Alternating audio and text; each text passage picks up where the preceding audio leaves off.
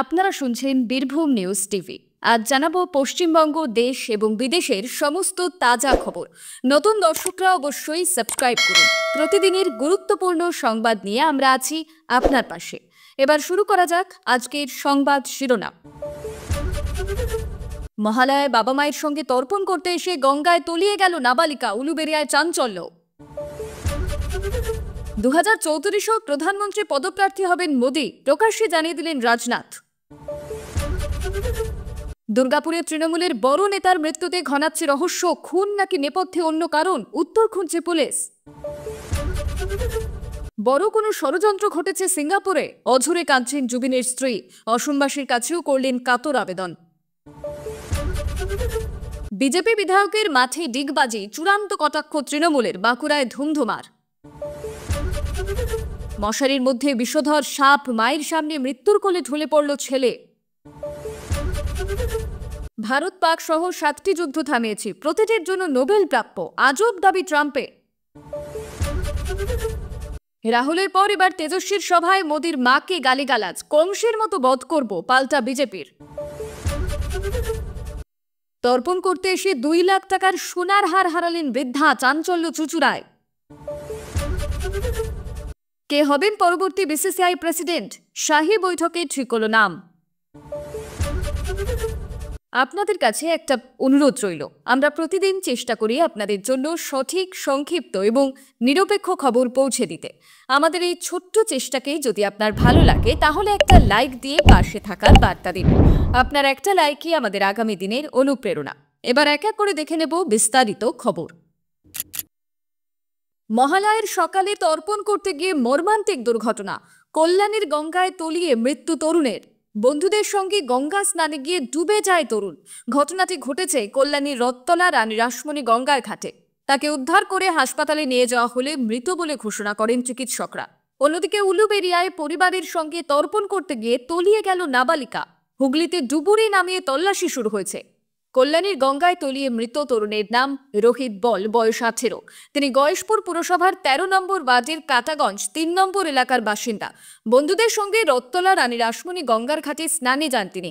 হঠাৎই গঙ্গার স্রোতে তলিয়ে যায় রোহিত। বন্ধুরা চিৎকার করলে ছুটে আসেন আশেপাশের সবাই। আসে মোতায়েন থাকা পুলিশ কর্মীরাও, সঙ্গে সঙ্গে তল্লাশি অভিযান শুরু হয়। প্রায় আধ ঘন্টা পর খোঁজ মেলে। উদ্ধার করে কল্যাণীর জেএনএম হাসপাতালে নিয়ে যাওয়া হলে চিকিৎসকরা তাকে মৃত বলে ঘোষণা করেন। অন্যদিকে পরিবারের সঙ্গে খড়গপুরের গোলাবাজার থেকে উলুবেড়িয়া কালীবাড়ি ঘাটে তর্পণ করতে আসে এক কিশোরী। 4 জন হুগলি নদীতে নামার পরে জলের স্রোতে তলিয়ে যেতে থাকেন।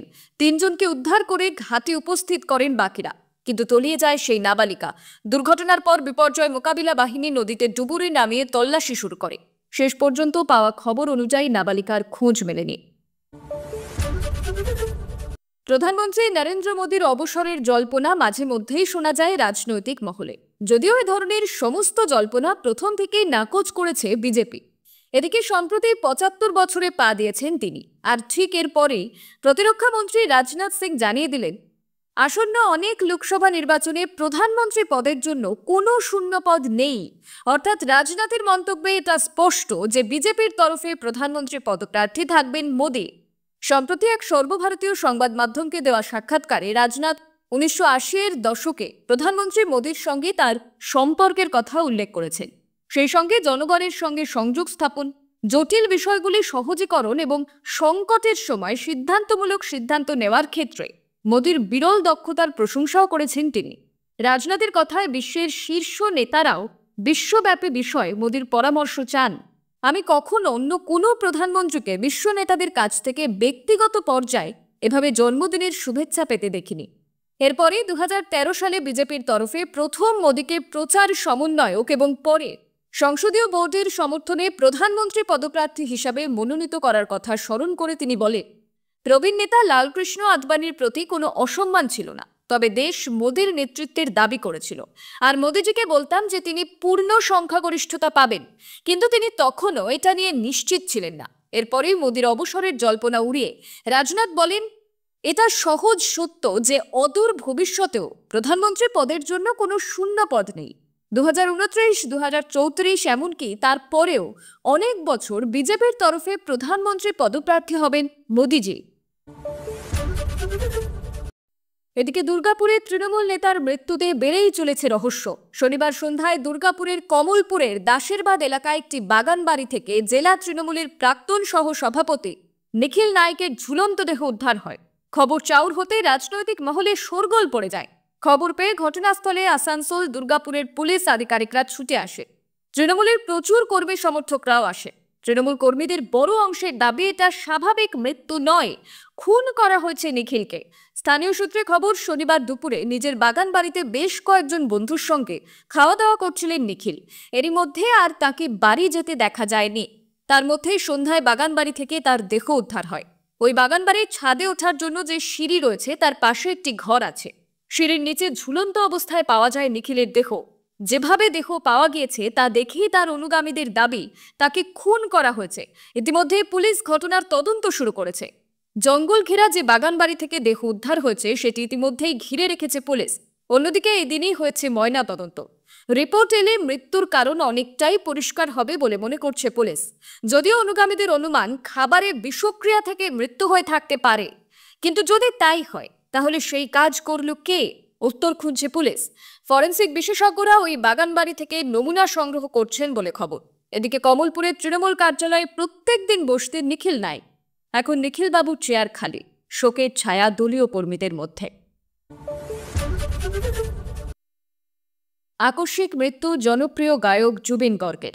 মাত্র 52 বছর বয়সে না ফেরার দেশে চলে গেলেন অসমের এই তারকা শিল্পী। সিঙ্গাপুরে স্কুবা ডাইভিং করতে গিয়েই ঘটে বিপত্তি। শ্বাসকষ্ট শুরু হওয়ার পরে দ্রুত তাকে হাসপাতালে নিয়ে যাওয়া হলেও শেষ রক্ষা হয়নি।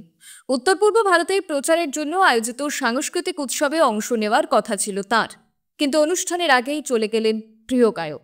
তার প্রয়াণে শোকস্তব্ধ বলিউড টলিউড মহল। শোকে ভেঙে পড়েছেন ভক্তরা। এই ঘটনার পরে সিঙ্গাপুরের নর্থ ইস্ট ফেস্টিভ্যালের আয়োজক শ্যামকানু মহন্ত সহ 3 জনের বিরুদ্ধে এফআইআর দায়ের হয়। অভিযোগ তুলেছেন অসমের মরিগাঁও জেলার বাসিন্দা রাতুল বোরা। তবে উৎসব কর্তৃপক্ষের দাবি স্কুবা ডাইভিং এর সময় থেকেই জুবিনের শ্বাসকষ্ট হচ্ছিল। এরই মধ্যে এক আবেগঘন বার্তায় শিল্পীর স্ত্রী গরিমা সাইকিয়া গর্গ শান্তিপূর্ণ শেষকৃত্যের আহ্বান জানিয়েছেন। তিনি সমস্ত এফআইআর প্রত্যাহারের অনুরোধও করেছেন। গরিমা বলেন, জীবদ্দশায় জুবিন সকলকে ভালোবেসেছিলেন, তাই তার বিদায় হোক ঐক্যের আবহে।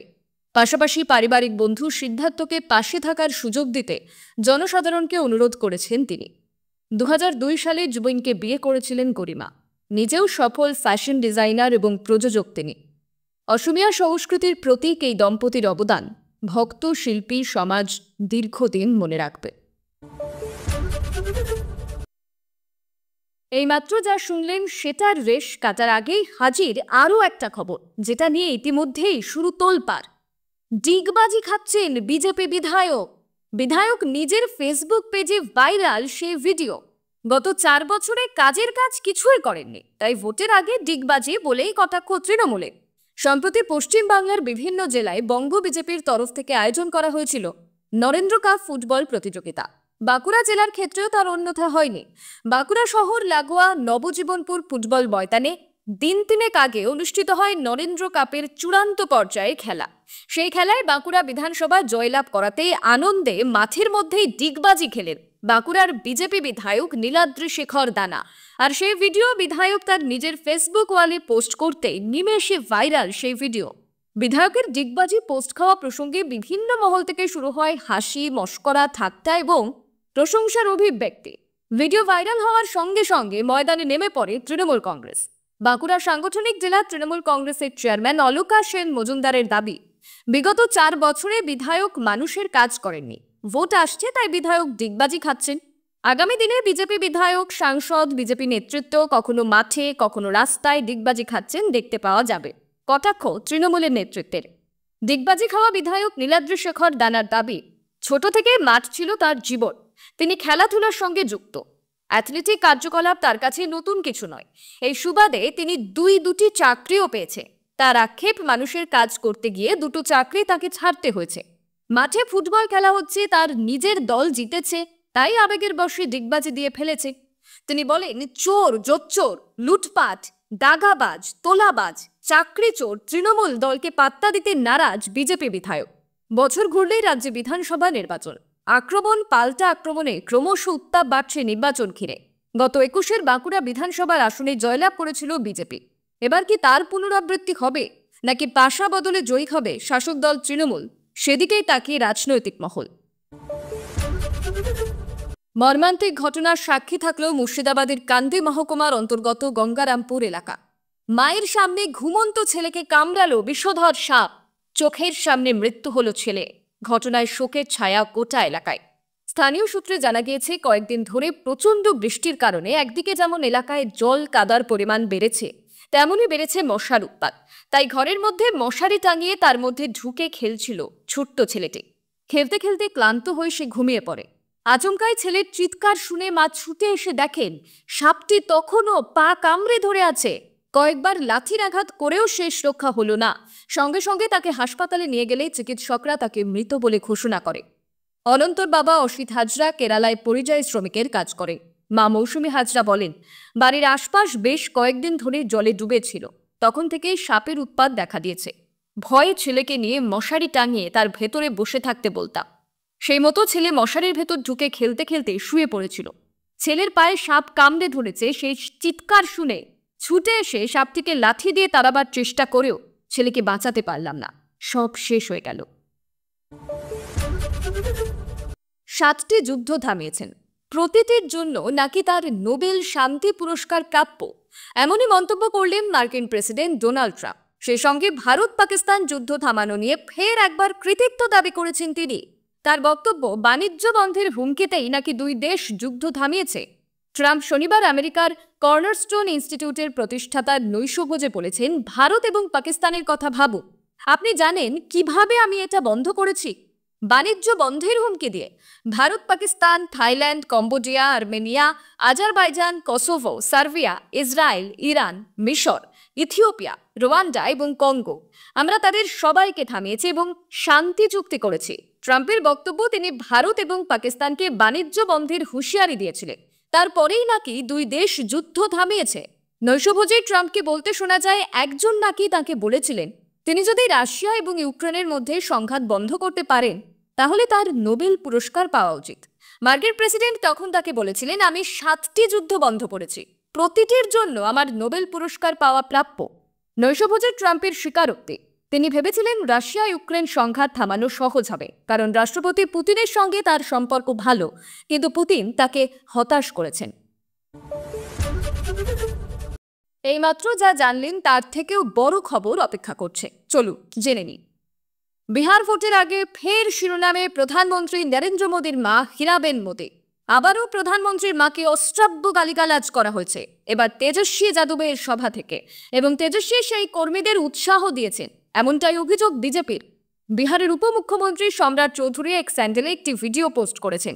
তার দাবি, ওই ভিডিওতেই দেখা যাচ্ছে তেজস্বী যাদবের সভা থেকে আরজেডি কর্মীরা প্রধানমন্ত্রীর মাকে অশ্রাব্য ভাষায় গালাগাল দিচ্ছেন, আর তাতে তেজস্বী উৎসাহ দিচ্ছেন। এর আগে রাহুল গান্ধীর ভোটার অধিকার যাত্রা চলাকালীনও প্রধানমন্ত্রীর মাকে এভাবেই গালিগালাজ দেওয়ার অভিযোগ উঠেছিল। সেবার অবশ্য সভাস্থলের নেতৃত্ব স্থানীয় কেউ ছিলেন না। এবার বিহার অধিকার যাত্রা চলাকালীন তেজস্বীর সামনেই নাকি এই গালিগালাজ দেওয়া হয়েছে। তাতে প্রতিবাদ না করে উল্টে উৎসাহ দিয়েছেন আরজেডি নেতা। অন্তত বিজেপির তেমনটাই অভিযোগ। ইতিমধ্যে বিজেপির বহু নেতা ওই ভিডিও রিপোস্ট করে তেজস্বীর তোপ দেখেছেন। কেউ কেউ তাকে পুরাণের খল চরিত্র কংসের সঙ্গে তুলনা করছেন, কেউ তুলনা করছেন কালিয়ার সঙ্গে। কেন্দ্রীয় স্বরাষ্ট্র প্রতিমন্ত্রী নিত্যানন্দ রায় বলছেন, তেজস্বী কালিয়া নাগের মতোই বিষ ছড়াচ্ছে। কংসের যা পরিণতি হয়েছিল ওরও তাই হবে। বিহার ভোটের মাধ্যমে এদের জবাব দেবে। এর আগে রাহুল গান্ধীর ভোটার অধিকার যাত্রায় যখন প্রধানমন্ত্রীর মাকে অশ্রাব্য গালিগালাজ করার অভিযোগ উঠল, তখন বিজেপি বিষয়টিকে ভোটের ইস্যু করার চেষ্টা করে, বিহারে বন্ধেরও ডাক দেয়। খোদ প্রধানমন্ত্রী নরেন্দ্র মোদী বলেন, আমার মাকে যারা গালি দিয়েছে তাদের আমি ক্ষমা করলেও বিহার ক্ষমা করবে না। এবারেও যে তেজস্বীর সভার এই ঘটনাকে বিজেপি ইস্যু করবে সেটা বলার অপেক্ষা রাখে না, যদিও আরজেডি পুরো বিষয়টির মধ্যে ষড়যন্ত্র দেখতে পাচ্ছে। আরজেডির দাবি, যারা প্রধানমন্ত্রীর মাকে গালিগালাজ করেছে তাদের সঙ্গে দলের কোনো সম্পর্ক নেই। রবিবার মহালয়া, সকাল থেকেই গঙ্গার সব ঘাটে ভিড়। এই ভিড়ের মাঝে দুই ঘটনায় চাঞ্চল্য ছড়িয়েছে এলাকায়। মঙ্গলবার চুচুড়ায় তর্পণের ঘাটে দুভরি সোনার হার খোয়ালেন বৃদ্ধা। অন্যদিকে তর্পণের পরে স্নান করতে নেমে তলিয়ে যাওয়া একজনকে উদ্ধার করেছে পুরসভার কর্মীরা। তর্পণ করতে সকাল থেকেই গঙ্গার ঘাটগুলিতে ছিল উপচে পড়া ভিড়। চুঁচুড়ার ময়ূরপঙ্খী ঘাটে সেই ভিড়ের মধ্যেই স্নান করতে এসেছিলেন বিপাশা সাহা। তার বাড়ি চুঁচুড়া পুরসভার 8 নম্বর ওয়ার্ডের কাপসডাঙ্গায়। গঙ্গা স্নান করে ওয়ার্ডের পাশে একটি মিষ্টির দোকান থেকে মিষ্টি কিনছিলেন তিনি। সেই সময় হঠাৎই তার খেয়াল হয় গলায় নেই সোনার হার। তর্পণে আসার সময় গলায় পড়েছিলেন 2 ভরি ওজনের একটি সোনার হার। স্নানের পরেই আর সেই হারের খোঁজ নেই। ওই বৃদ্ধার সঙ্গে ছিলেন তার স্বামী বিমল সাহা। তাকে বিষয়টি জানান বিপাশা। তারা দ্রুত ফিরে আসেন গঙ্গার ঘাটে। এসে পুলিশ কর্মীদের কাছে হার খোয়া যাওয়ার বিষয়টি জানান ওই দম্পতি। পুলিশ কর্মীরা তাদের নিয়ে থানায় গিয়ে ডায়েরি করার পরামর্শ দেন। বৃদ্ধা বলেন, বাড়িতে রেখে আসতে ভুলে যাওয়ায় সোনার হার পরে তর্পণে এসেছিলেন তিনি জানিয়েছেন, প্রতি বছর মহালয়ার দিন এই ঘাটে স্নান করি। গঙ্গায় যখন স্নান করার সময়ও ছিল হারটি। 2 লক্ষাধিক টাকার হার খুইয়ে কেঁদে ফেলেন বৃদ্ধা। অন্যদিকে রবিবার সকালে গঙ্গার ঘাটে তর্পণ করতে এসে তলিয়ে যাচ্ছিলেন একজন। তৎপরতার সঙ্গে তাকে উদ্ধার করেন ঘাটে থাকা পুরকর্মীরা। এই 2 ঘটনার পরে পুরসভার পক্ষ থেকে মাইক প্রচার করে সাধারণ মানুষকে সতর্ক করা হয়। পাশাপাশি গয়না পরে গঙ্গায় স্নান করতে নামতেও নিষেধ করা হয়। চন্দননগর পুলিশের ডিসিপি অলকানন্দা ভাওয়াল এবং চুঁচুড়ার আইসি রামেশ্বর ওঝা গঙ্গার ঘাটগুলির নিরাপত্তা ব্যবস্থা ঘুরে দেখেন। এবার দেখে নেব আজকের পরবর্তী গুরুত্বপূর্ণ খবর। ফের একবার চর্চায় ভারতীয় ক্রিকেট বোর্ডের প্রেসিডেন্টের নির্বাচন। আর এই নির্বাচন ঘিরে ফের একবার শুরু জল্পনা এবং কল্পনা। তবে সম্ভাব্য বোর্ডের প্রেসিডেন্ট হিসেবে যার নাম উঠে আসছে তাকে হয়তো সেই তালিকাতেই রাখেননি। তিনি মিঠুন মানহাস। শনিবার নয়া দিল্লিতে স্বরাষ্ট্রমন্ত্রী অমিত শাহের বাড়িতে অনুষ্ঠিত বৈঠকে সম্ভাব্য নতুন বিসিসিআই প্রেসিডেন্ট হিসেবে মানহাসের নামটাই উঠে এলো সবার উপরে। কিন্তু কে মিঠুন মানহাস? চলুন তাকে একটু চিনে নেওয়া যাক। ভারতের হয়ে আন্তর্জাতিক ক্রিকেটে একটিও ম্যাচ খেলেননি মিঠুন মানহাস। তবে ঘরোয়া ক্রিকেটে দিল্লির হয়ে খেলেছেন দীর্ঘদিন। শুধু তাই নয়, রঞ্জিতে দিল্লির দলকে নেতৃত্বও দিয়েছেন তিনি। আন্তর্জাতিক ক্রিকেটের পরিচিত মুখ না হলেও এখন ক্রিকেটের আঙিনায় নিজেকে বেঁধে রেখেছেন মানহাস। বর্তমানে জম্মু কাশ্মীর ক্রিকেটের উন্নয়ন পরিকল্পনার সঙ্গে যুক্ত রয়েছেন তিনি। এবার হয়তো তাকে দেখা যাবে বিসিসিআই এর সর্বোচ্চ পদেও। যদিও বোর্ড প্রেসিডেন্ট নির্বাচনের জন্য এখনও মনোনয়ন জমা পড়েনি, তাই শেষ মুহূর্তে নাটকীয় পালাবদল ঘটলে সেটা অবাক করা হবে না। কারণ এই গুরুত্বপূর্ণ পদের জন্য একাধিক নাম ঘোরাফেরা করছিল কিছুদিন ধরে। রঘুরাম ভাটের নাম একসময় সভাপতির দৌড়ে থাকলেও এবার তাকে কোষাধ্যক্ষ হিসাবে দেখা যেতে পারে। ভাইস প্রেসিডেন্ট পদে রাজীব শুক্লা, যুগ্ম সচিব হিসাবে প্রভতেজ ভাটিয়া এবং আইপিএল চেয়ারম্যান হিসাবে অরুণ ধুমালের নামও ভেসে আসছে। তবে সবটাই আপাতত সম্ভাবনার স্তরে রয়েছে। উল্লেখযোগ্যভাবে বিসিসিআই সভাপতির দৌড়ে সৌরভ গঙ্গোপাধ্যায় এবং হরভজন সিং এর মতো নামও শোনা যাচ্ছিল কয়েকদিন আগে। কিন্তু শেষ পর্যন্ত মিঠুন মানহাসকেই সভাপতি হিসেবে ভাবা হচ্ছে বলে সূত্রের খবর। এখন প্রশ্ন উঠছে, সৌরভ কিংবা হরভজনের মতো বিশ্ববিখ্যাত ক্রিকেটারের নাম থাকা সত্ত্বেও কেন মিঠুন মানহাস? এর নেপথ্যে কি শুধুই ক্রিকেট, নাকি কোনো রাজনৈতিক সমীকরণ? এর উত্তর আপাতত অজানা। এই ছিল আজকের সবচেয়ে গুরুত্বপূর্ণ খবর ভালো লাগলে ভিডিওটি শেয়ার করুন এবং চ্যানেলটি সাবস্ক্রাইব করতে ভুলবেন না। আমি শিল্পা, আবার ফিরে আসবো আগামী পর্বে নতুন আপডেট নিয়ে। ধন্যবাদ। সুস্থ থাকুন, সাবধানে থাকুন।